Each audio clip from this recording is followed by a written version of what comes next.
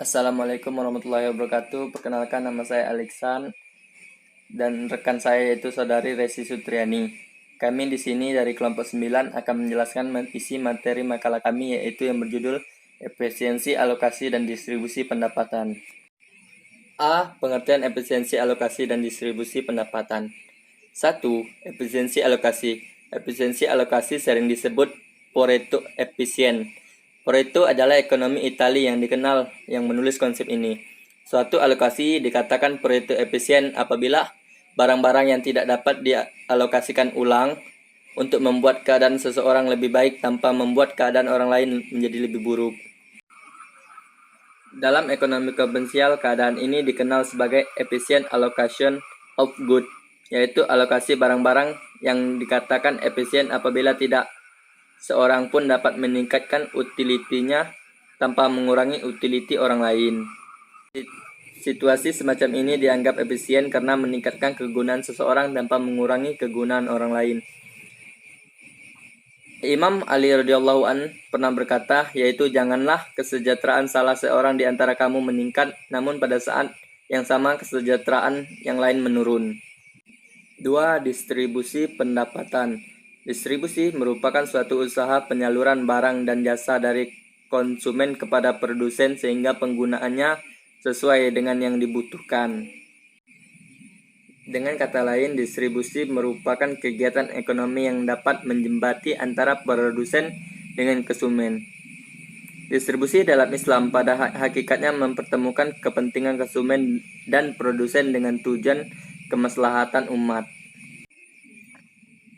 Distribusi dalam pandangan Islam didasarkan pada dua nilai manusiawi yang sangat mendasar dan penting, yaitu nilai kebebasan dan nilai keadilan. Ada 4 bagian yang berkaitan dengan distribusi hasil produksi, yaitu 1. Upah atau gaji untuk para pekerja. 2. Keuntungan sebagai imbalan modal yang dipinjam oleh pengelola proyek. 3. Sewa tanah yang digunakan untuk melaksanakan proyek itu. Dan 4. Laba bagi para manajer yang mengelola dan mengurusi pelaksanaan proyek dan sebagai penanggung jawabnya.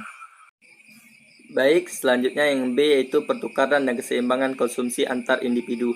Pada pertukaran dan keseimbangan konsumsi antar individu dapat kita asumsikan pada dua individu yang mengkonsumsi dua macam komoditas yang total penawarannya tetap. Untuk memperoleh keseimbangan antar individu, maka kita dapat menggabungkan kedua ruang konsumsi tersebut dengan cara yaitu memutar ruang individu 2 hingga 180 derajat, maka kita akan mendapatkan sebuah kotak yang berisikan ruang konsumsi untuk kedua individu tersebut. Baiklah, saya akan melanjutkan penjelasannya, yaitu tentang kesejahteraan sosial. Kesejahteraan sosial sebagai suatu keadaan tata kehidupan yang meliputi kehidupan material maupun spiritual, dengan tidak menempatkan satu aspek lebih penting dari lainnya, tetapi lebih mencoba melihat pada upaya mendapatkan titik keseimbangan. Kesejahteraan sosial memiliki 3 kerangka, meliputi kerangka pengetahuan, kerangka nilai, kerangka keterampilan.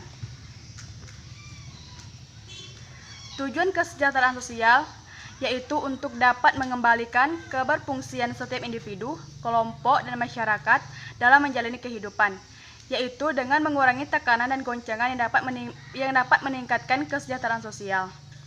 Tujuan utama dari sistem kesejahteraan sosial yang sampai tingkat tertentu tercermin dalam semua program kesejahteraan sosial menurut Schneiderman dalam Fahruddin adalah sebagai berikut, yaitu untuk mencapai kehidupan yang sejahtera dalam arti tercapainya standar kehidupan pokok seperti sandang, perumahan, pangan, kesehatan, dan relasi-relasi sosial yang harmonis dengan lingkungannya. Untuk mencapai penyesuaian diri yang baik khususnya dengan masyarakat di lingkungannya, misalnya dengan menggali sumber-sumber, meningkatkan dan mengembangkan taraf hidup yang memuaskan.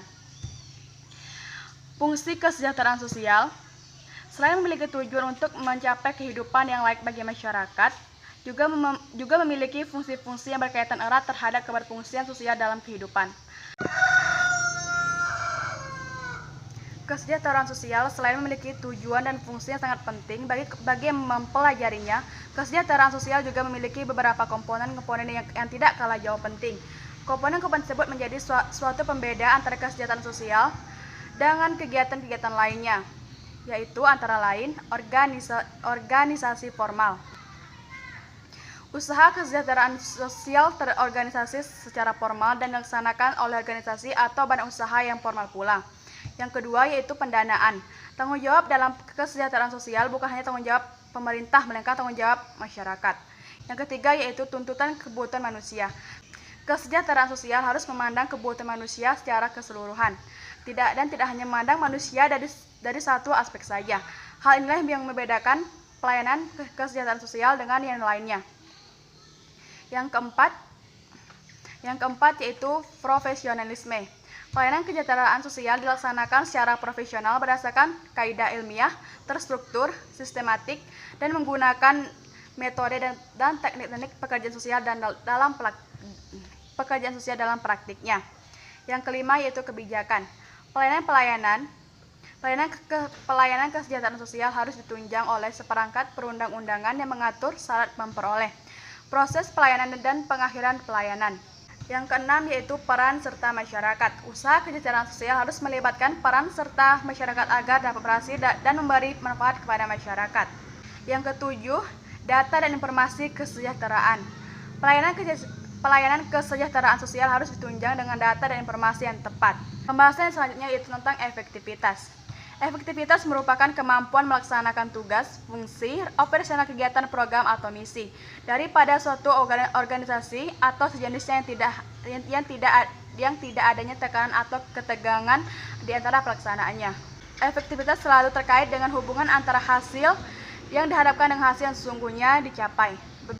Jadi dapat diartikan jika efektivitas sebagai suatu pengukuran akan tercapainya suatu yang telah direncanakan sebelumnya secara matang. Dapat juga diartikan sebagai keberhasilan dalam mencapai tujuan yang telah ditetapkan sebelumnya.